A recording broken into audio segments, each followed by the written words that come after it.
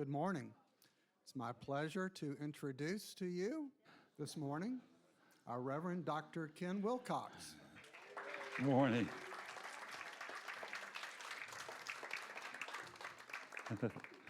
Thank you, David. Thank you, everyone. Welcome to the Center for Spiritual Living. My name is Reverend Ken Wilcox. You're very welcome to be here this morning. We are a special community. We are a spiritual community without dogma. We don't force our beliefs upon you. We encourage you to develop a God of your understanding. So you will never feel pressure to join or to give with us.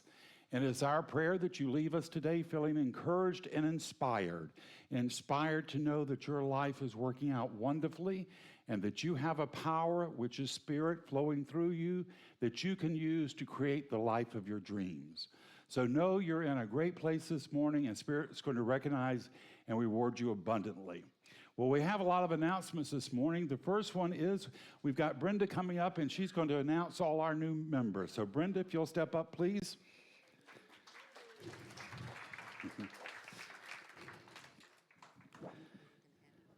Yes, I will. Oh. The whole morning has been like this, so here we go. So, Kathy Simic. Is Kathy here? No? All right. Jen Roth. And, of course, her Jack, Nake. Her Jack. Ralph Garris.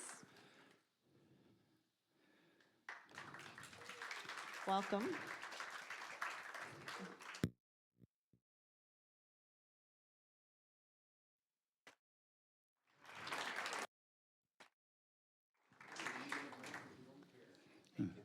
Sue Mashat. Is Sue here?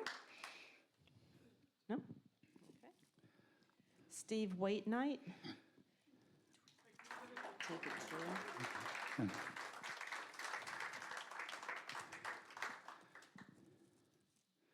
Thank you, Steve. Deborah Hosbach. Sorry, Hosbach.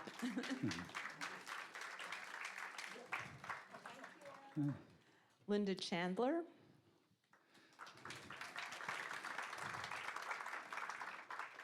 And Mike and Dottie Hirth.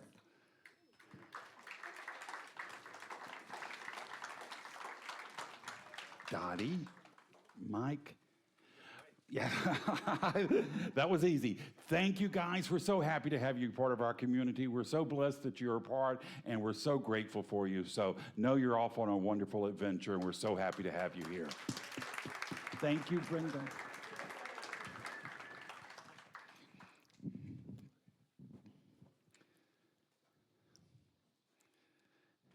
So as you know, our members meeting is today. If you're a member, if you're just really interested in what's going on at our community, stick around for that. That will be after service.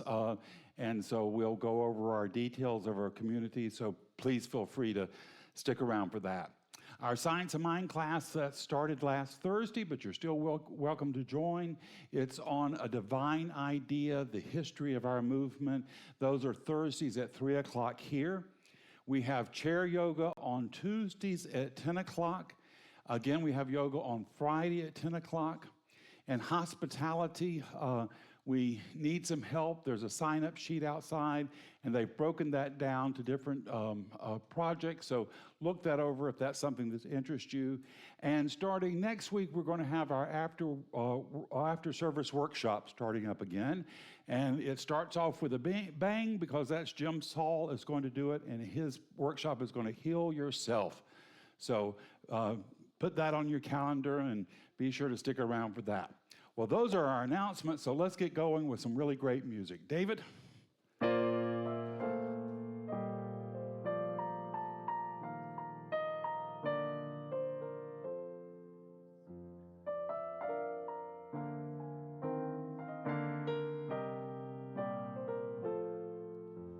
a distance, the world looks blue and green, and the snow-capped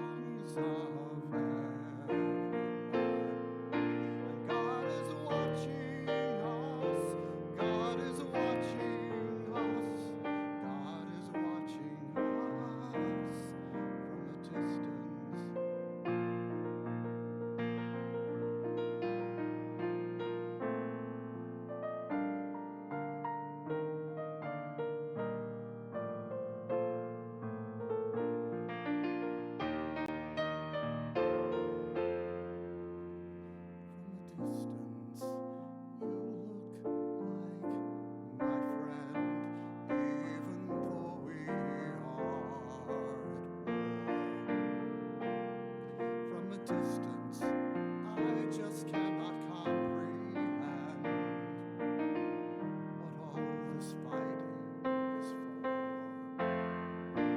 From a distance, there is harmony, and it echoes through the land. It's the hope of hopes. It's the love of loves. It's the heart of every man. It's the hope of hopes. It's the love of loves. It's the heart of every man. And God is watching us. God is watching us. God is watching us from a distance. Oh, God is watching us. God is watching us. God is watching us from a distance.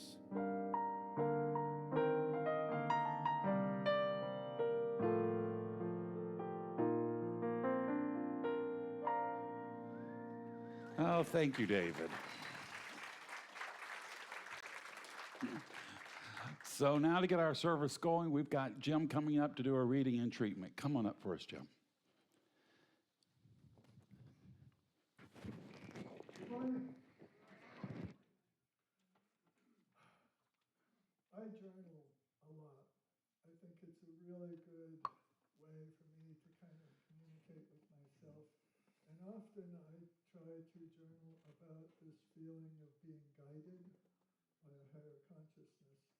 So this morning, my writing is not only trying to describe feeling guided, but also trying to give a personal example. I hope you enjoy it. I so often feel guided by a divine intelligence now, but sometimes that guidance has more a feeling of a firm, hard shove.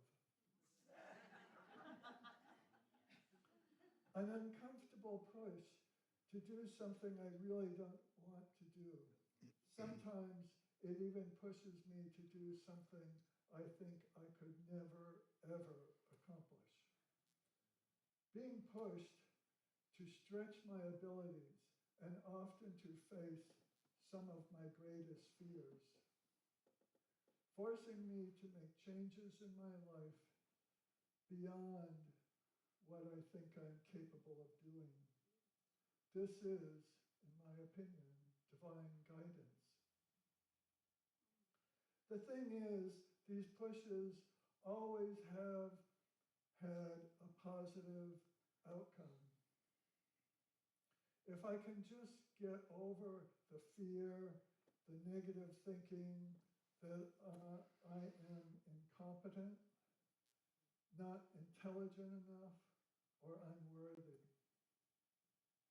An example of this is on October 10th, 1985, I attended this church's very first service. Afterwards, my then wife, Catherine, asked me if I wanted to begin to attend this church regularly, to which I said, yes. I really wanted to know the wisdom which was being taught here. It seemed amazing. But, I said, there's always a but. But what I really don't want is I don't want social interaction.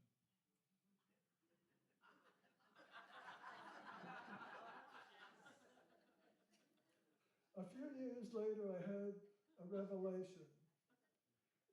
I was meditating a lot, getting some profound revelations when I told God what I wanted. I told God that I want to know, really know, that I am on a true spiritual path, one that will enlighten me.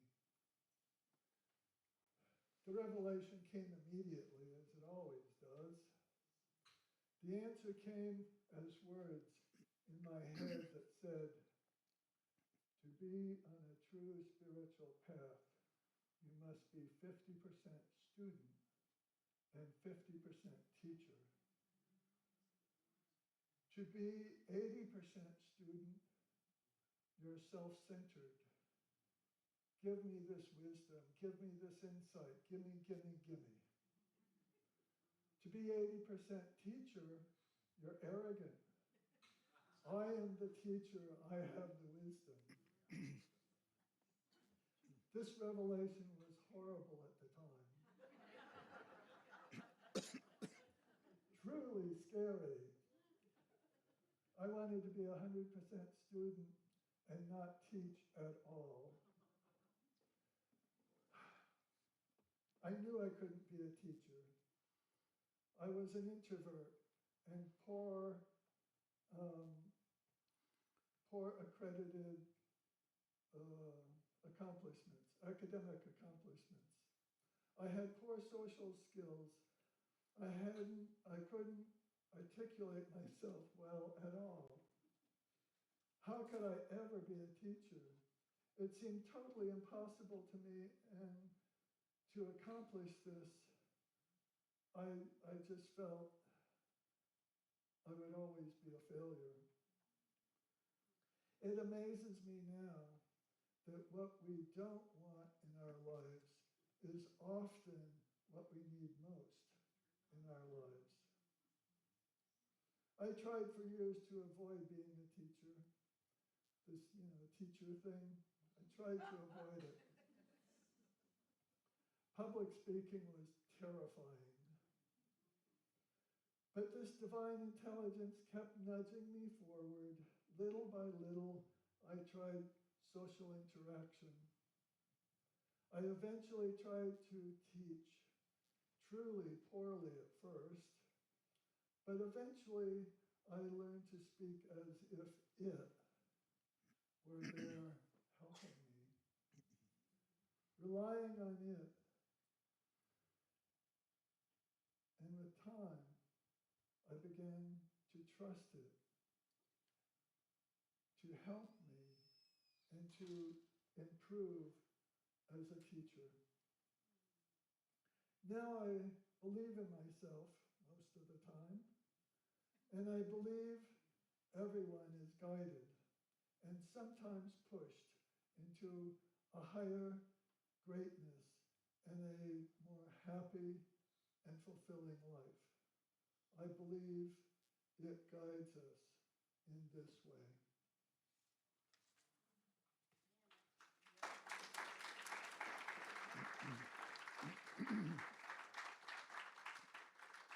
So let's take that idea of being guided and go into our morning prayer. Take a deep breath. Relax.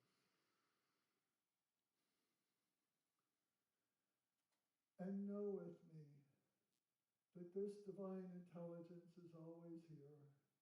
It's always loving us. It always tries to help us. But yes, sometimes it does try to push us into a better life, into a more freeing experience, into a more divine purpose. But I know that it always does this for our highest and best. It has our highest and best as its goal.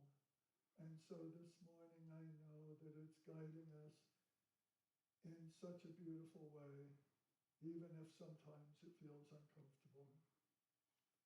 I give thanks for this divine intelligence, even though sometimes it feels uncomfortable, because it has helped me to do things that I would have never, ever been able to do on my own. And so that's what I have for you this morning, this idea that when you become a partner with this divine intelligence, that it will guide you in such a loving way. So I give thanks for it. I give thanks for this center, for it has guided me all these years. I give thanks for Ken's talk, as it always uplifts me, and I give thanks for each person here. And I will do my best to be socially fun.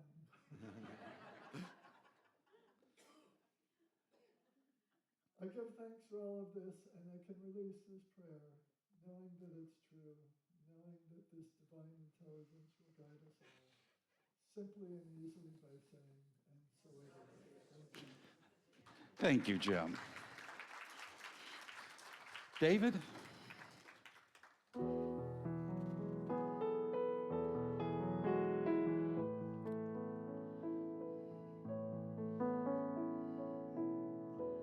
It must have been cold there in my shadow to never have sunlight on your face. You've been content to let me shine. You always walk the step behind.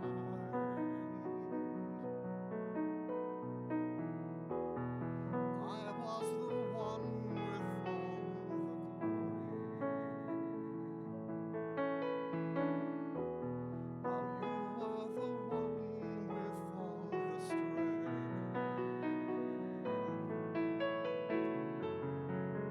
Only a face without a name. I never once heard you complain. Did you ever know that you're my hero? And everything I would like to be. I can fly higher than an eagle, 'cause you are the wind beneath my wings.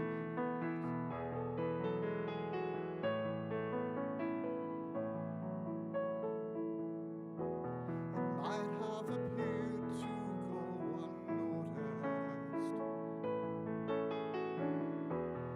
I've got it all here in my heart. I want you to know I know the truth. I would be nothing without you. Did you ever know that you're my hero? And everything I would like to be. I can fly higher than an eagle, 'cause you are the wind beneath my wings. You are the wind beneath my wings.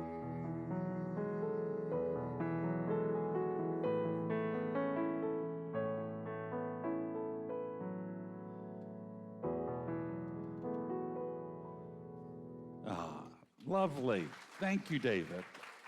Thank you, David. Well, today we're finishing up on the 4 first chapters of the Science of Mind textbook, and I'm calling today's talk The Power of Prayer. We also started our Science of Mind classes last Thursday, and what we're doing is we're doing a history of really where did spiritual thought come from? Where did the ideas and principles we use, where did humans first start thinking of spirit or God as a co-creator with them, a power they can use? We started off with the cult of the mother god, and that still shows up in our influences of intuition and healthcare and childbirth. We talked about Zoroastrianism and how that's reflected in really all the main religions, or 3 of the main religions, Judaism, Christianity, and Islam.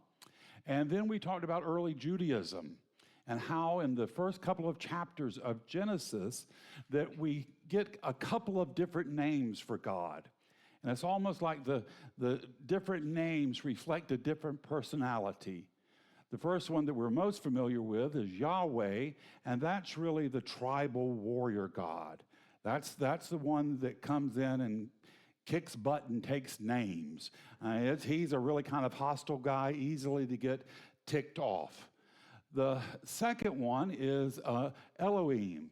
And Elohim is the more universal, spiritual, not just tribal for the Jews, but universal, control of the universe. And the third one is probably the most interesting, especially for those of us in New Thought, and that's the name that when Moses asked the burning bush, the burning bush tells Moses, go to Pharaoh and tell him to set my people free. Moses then asked him, well, who shall I say is I'm representing? And the Spirit replies with a very interesting kind of pun almost. Tell them that I am, that I am. And scholars have debated what is the meaning of that. And the argument that I like the most is, you just wait and see my power. You're going to know me by the works I do, that I am. Now, New Thought takes this very seriously. Many scholars will tell you, never say I am and put a negative behind that. Never say I am stupid. Never say I am dumb. When you do that, you're telling the universe who you are. And when you catch yourself doing that, particularly in your thought, make the change and replace that negative with a positive. And when you're doing that, you are in a vortex of power. Because you see, beforehand, you had just been generating a lot of energy for your negative. You're just draining your own self. When you switch to the positive, you step into the cosmic flow of creation. And not only are your thoughts, but all the energies of the universe are flowing through you, and you're bound to see results. You're bound to see good showing up in your life unless you talk yourself out of it. So speak well of yourself. It's socially incorrect, but it's a spiritual imperative. Speak well of yourself, and particularly think well of yourself. You're doing the best you can. It's not the easiest of incarnations to be human, so give yourself a break. Now, Dr. Holmes, he studied all major religions, and he said at the core, they were basically saying the same thing. There is a power for good in the universe, and we can put that power to work in our lives. He, of course, emphasized the power of affirmative prayer, praying as Jesus did, praying believing. And this is how we can change our lives, and this is how we can change the world. Not begging and pleading on bended knees, but standing upright in our full spiritual maturity, announcing our good out to a receptive universe. And if you can't do that for yourself, get someone else to do it for you. Our practitioners, Jim and Maureen, will be happy to do an affirmative prayer for you. One of the biggest spiritual practices I've had that have really worked the best for me is to have a prayer partner, someone who can pray for me when I can't really see it for myself. It's very powerful to have someone you respect and someone you love announcing your good to the universe. A couple of years ago, I used to see a bumper sticker that said, I pray that I'm the person my dog thinks I am. Well, I changed that. I pray to be the person my prayer partner thinks I am. It's a powerful tool we can use. Now, this creative power is right where we are at any given moment, and it's waiting for us to give it direction. Spirit works for us by working through us, and it can do so in no other way. It has no other option. No matter how desperate or how pitiful our situation can become, this is the only way it can work for us. This past week, we had a cardinal show up at our house. determined to chase away a competitor. Unfortunately, the competitor was its own reflection in one of our sliding glass doors. So for weeks, you would hear him determined to bash his own brains in. We tried everything we could. We hung pie pans. Then we got the little stickers you put on the windows. Then I stepped into my full spiritual teacher mode. I was going to go out and meditate with the cardinal. I was going to become one with the cardinal and urge it to go on and find better fields elsewhere. The next morning, I was out yelling at the cardinal, "Go away, you dumb bird! What's wrong with you?" Now, eventually, we put up mesh curtains to keep it away, and hopefully, it has found peace and security somewhere else. But I often wonder, does the Spirit not have sometimes the same reaction to us as we beat ourselves, against a brick wall of reality, acting like a victim, somehow expecting life to get better by our complaining about it? I wonder how Spirit feels and how, it wants to help us, but we don't give it an outlet. We're called to inspire ourselves in each other, inspire, to be in spirit, and to provide it as many outlets for greater living as we can consciously come up with. Because when we're providing it outlets, when we are raising our vibration up, we can match that energy, that creativity that created the rings of Saturn. And at that level, we have no problem getting a bank account overflowing with money, or having abundant health, or being surrounded by wonderful joy. That power which set the universe in motion has no trouble at all providing you a life that's fulfilling and enjoyable, entertaining, profitable, and meaningful. We just have to match the vibration of the universe. Our founder, Dr. Holmes, one time, he had a woman come to him. It was out in L.A., and she had moved into a neighborhood. She found a perfect apartment. She'd moved into it.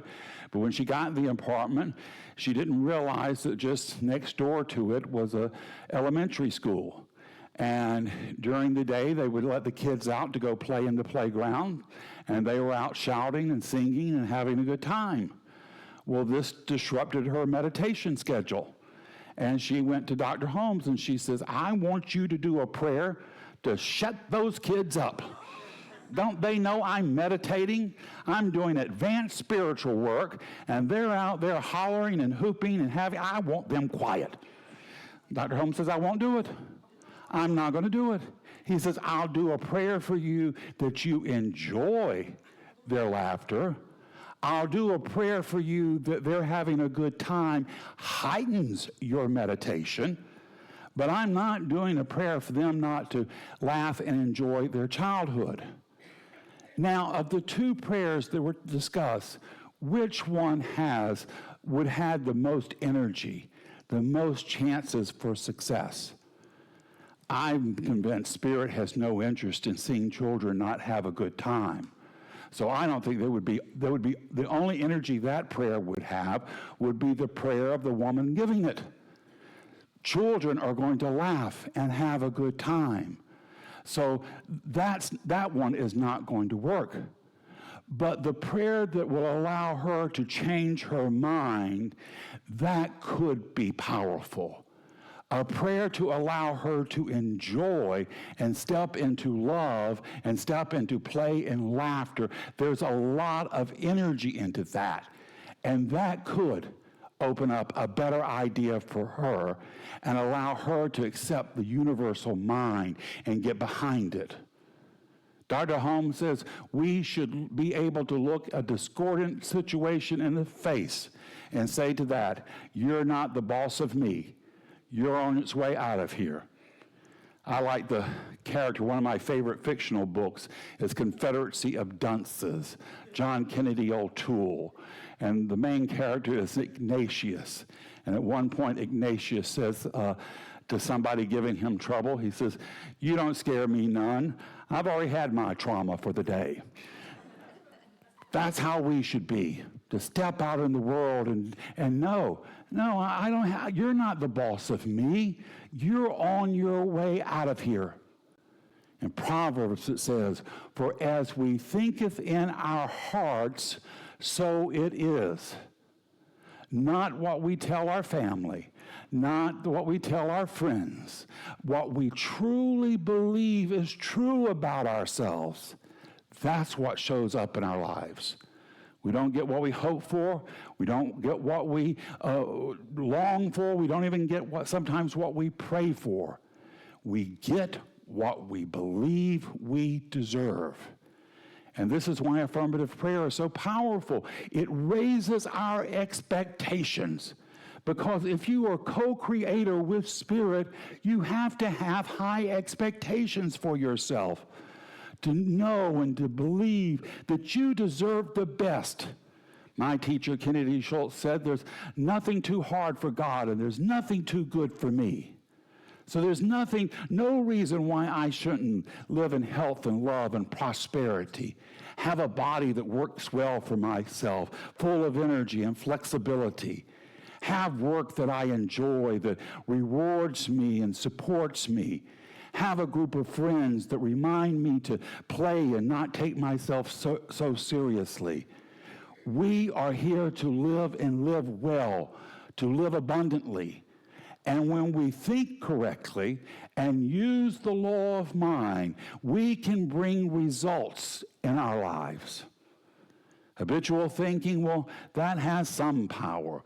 But deliberate thinking, that has great power.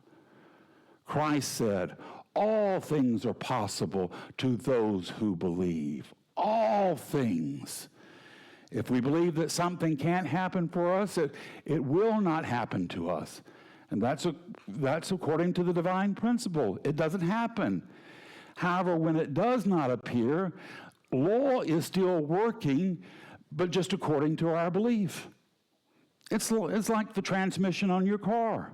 You can put the transmission in reverse and the engine will happily move it in reverse. You can put it in forward and the engine will happily move you forward. The engine doesn't care one way or another. It's doing what the engine is designed to do, provide power. The same as with Spirit. It provides us the possibilities. We set the intention. And think about a mathematician. He's working on a problem. She can't get the answer. Spirit is not punishing her for the mistake. It's the incorrect answer that's waking her up at 3 o'clock in the morning with frustration. And until she provides the correct principles, the right answer is still going to bug her. In the same way, sin and punishment and salvation are logical reactions of the universe to the life we are leading. Dr. Holmes says, we are dealing with a universe that is fluid in nature. It takes form, and then it releases the form it has taken. In the book of Ecclesiastes, it says, to everything there is a season, a time and every purpose under the heaven.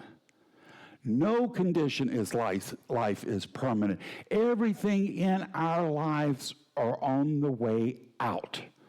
Everything in your life now is on the way out. You just want to make sure that you keep the good things in your life longer, and you do that by giving them praise and gratitude, and you want to hurry the negative out the door sooner.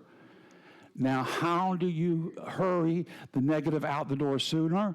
By doing something we really don't like doing. Stop complaining about it. Stop running around and updating all your friends about how your boss has done this or your partner has done that. Leave it alone. Keep it between you and spirit, and it will speed on its way out. Everything that is not in divine order is subject to change. The original intention for creation is harmony, beauty, and truth. The universe is not divided against itself. Raymond Charles Barker said, indecision is actually the individual's decision to fail. The person who does not decide will never advance. The great secret of success is to decide and then act. Make a decision, and the universe moves to support you. So you make a decision about what you want to do. Start looking for, is the universe supporting me? Am I seeing signs and signals? When I'm out and about, do I hear conversations? Do I see magazine articles? You want to open up a business. All of a sudden you see rent signs at retail shops. You see a course at the local college opening up about it. The universe will send you signs and signals if you're moving in the right direction. And we want to be able to look every discordant fact in the face, and we know that their seemingly reality is just a temporary condition of old man, night, and chaos. We have to acknowledge that there's wrong conditions, but they cannot remain unless there is someone to experience them. This means that the experience must exist in consciousness. Change the consciousness, and the false condition must disappear. I saw an interesting interview this past week. It was Dr. Edith Edgar. She was on the Oprah show. She's 90 years old. She was a survivor of the concentration camps of Germany. She said, when they were finally freed from the camps, when the Allies finally got there and they burst open the gates of the camp, she said some of the prisoners would step outside in freedom and they couldn't handle it. They would have to go back inside. Freedom had not yet come to their consciousness. They weren't able to accept it. And Scripture says, be ye transformed by the renewing of your mind.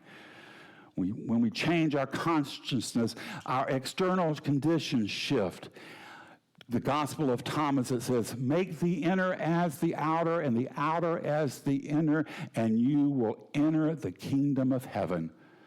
When what's going on in our consciousness reflects the goodness that we want to live. This is the kingdom of heaven. So we want to take time to meditate and to pray daily. Regardless of what's going on, Christ said, go into your closet if you have to. But daily meditate in prayer for a life you want to live, for a neighborhood, a family, a group of friends, and the world. Dr. Edgar at the concentration camp, she said she would tell herself each morning, today I will survive. Tomorrow I'll be free. Today I'll survive, but freedom's coming tomorrow, and envision that tomorrow. Thomas Trower, he wrote, principle is not bound by precedence. When you really understand that it's such a powerful idea, what that means is no matter what has happened before, you don't have to put up with it for another moment. You can be lonely all your life, and you can find yourself surrounded by family, loved ones. You can be broke all your life and suddenly have wealth untold. You can be sickly all your life and experience great health. God is not bound by our history. God is greater than our history. No matter what has happened in the past, Spirit is always ready to bring about new and greater possibilities. And then it's our job to be as open as we can to that good, to recognize it, to look for it, and to expand it, pass it along to others. Become the miracle you are seeking to have. See, every one of us, we have the ability to support and encourage people in our lives. Dr. Egger, before she went to the concentration camps, she had been a student of ballet. And when she got to the camp, she went face to face to one of the most horrible people of history, the angel of death, he was called, Dr. Mengele. And he forced her to dance for him. He forced her. And because she danced, he gave her one loaf of bread. She went back to the barracks where she was living, and instead of consuming all the bread for herself, she divided it out to the women in the barracks with her. Much later, they had gone 2 weeks without food. The Allies were closing in on the camp, and the Germans kept moving them further into Germany. They were forced to go on a march, a death march, and people were just dropping left and right. She had a broke back, and still she was marching. She got to a place where she told them, I can't go any further. And it was the women of her barrack that lifted her up and kept her going. It was their strength that was able to carry her on to freedom. And it was because she had shared a little bit of bread. Dr. Holmes says we stand on the threshold of a new experience. The veil between spirit and matter is thin. Christ said, if you just have a seed of faith, nothing is impossible for you. So we want to step out and we want to do our work in prayer, even though we don't see much of the possibilities. The night may be long, the storm may be blowing hard, but trust in the goodness of life. Spend time in faith and meditation. Look out on the world and declare the glory of God. And Spirit itself will carry you on when you can't carry yourself. This is the truth in your life this morning. It's the truth in mine, and so it is. Thank you. Thank you.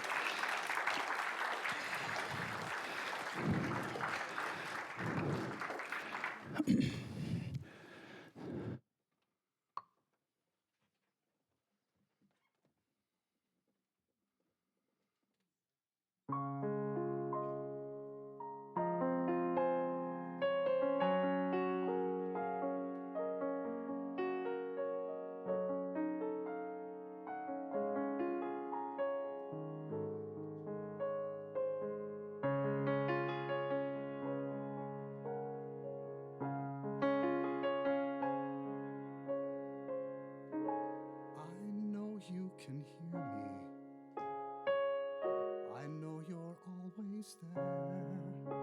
I hope you will listen to a humble prayer. They tell me I'm just an outcast. I shouldn't speak to you. Yet I've always known that you love the outcast too.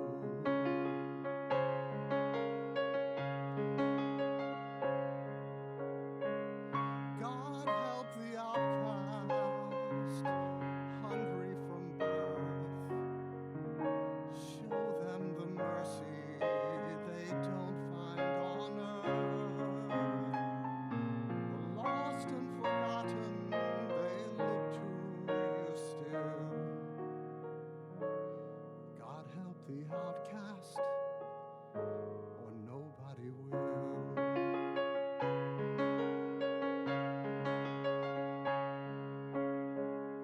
I ask for nothing, I can get by, but I know so many less lucky than I. God help the outcast, the poor and downtrodden.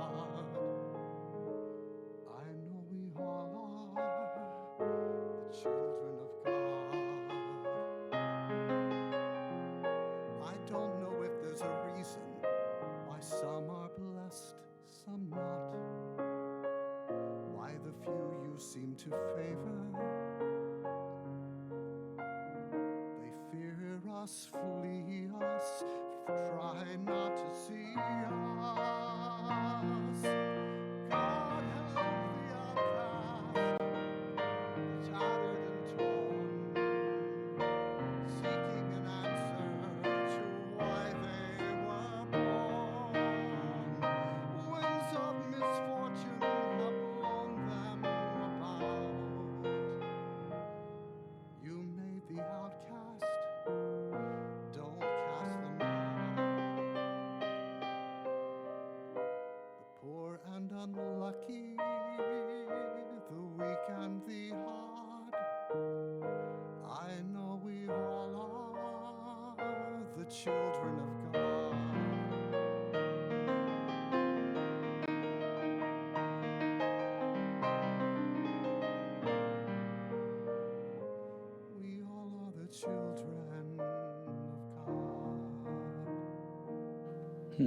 Thank you, David.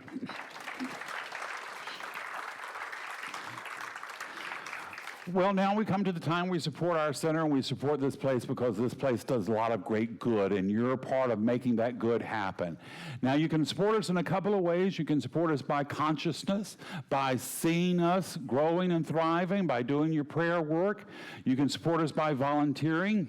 We always have volunteering projects going on, and you can support us by coin. However you choose to support us, know that Spirit recognizes and will reward your gift abundantly. If you will, take your intention and place it over your heart and read this affirmation of prosperity. I live in a universe of abundance. As I freely and joyfully give, I join in the divine flow, and all that I share with life returns to me multiplied abundantly. The ushers a step down. David, I know you got something great for us.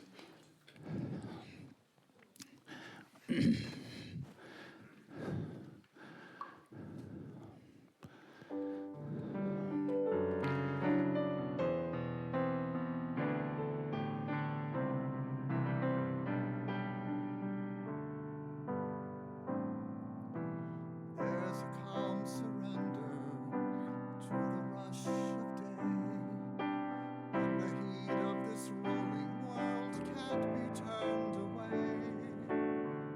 An enchanted moment, and it sees me through. It's enough for this restless warrior just to be with you. And can you feel the love tonight? It is where we are. It's enough for this wide-eyed wanderer that we've got this far. And can you feel the love tonight? How it's laid to rest. It's enough to make kings and vagabonds believe the very best.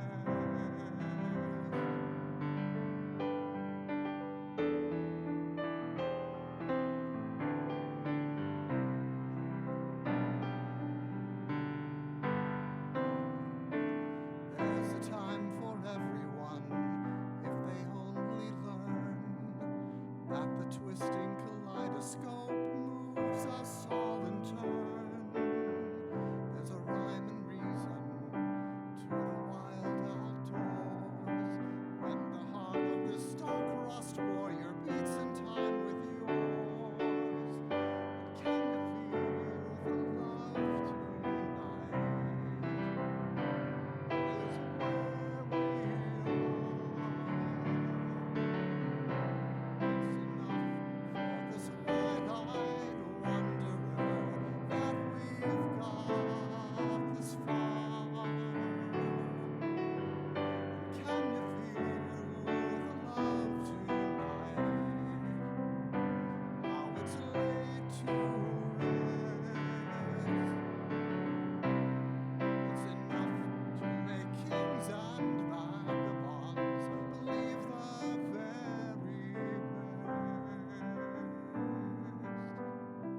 It's enough to make kings and vagabonds believe the very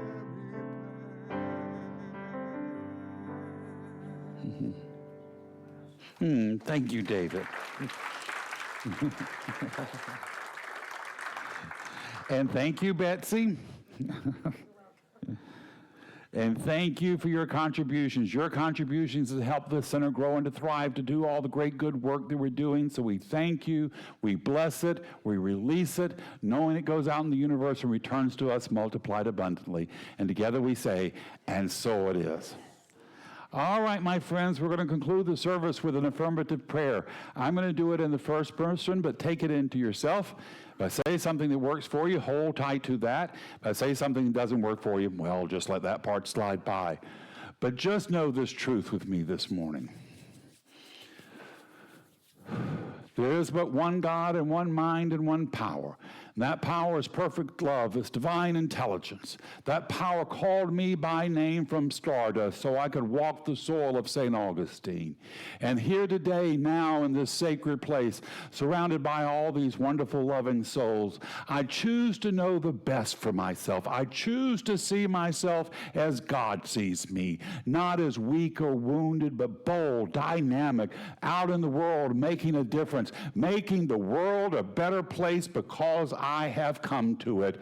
So here today, I see myself not as a victim, but as a victor. I see myself out in the world creating loving conditions, supportive people, giving love and encouragement to all those around me. I see the world working out for the best, knowing that Spirit is flowing through me and everyone around me, creating a heaven on earth. So here today, I leave behind every false idea, every idea of lack or limitation. I've played with those small ideas long enough. This morning I lift my eyes up to see the glory of God raining down upon me, and peace and health and love and prosperity, joy and friendship. I see myself having so much fun, laughing like children on the playground. I am here to witness God manifesting as my love, health, joy, and purpose. Spirit won't have it any other way, and neither will I. This is my truth. Every cell of my being radiates this right knowing, and I release this prayer into the mind of God to do its good and perfect, bold and dynamic work, returning to me multiplied abundantly. And together we say, and so it is. All right, my friends, I'm going to leave you with one last idea, and that is your life. Your life, it's not a problem to be solved. It's a miracle unfolding. Your job this week is to go name your miracle, proclaim your miracle, and make it your own. God bless us all. Now let us go be the miracle Spirit is calling us to be. Until we see each other again, this is Reverend Ken wishing you many blessings.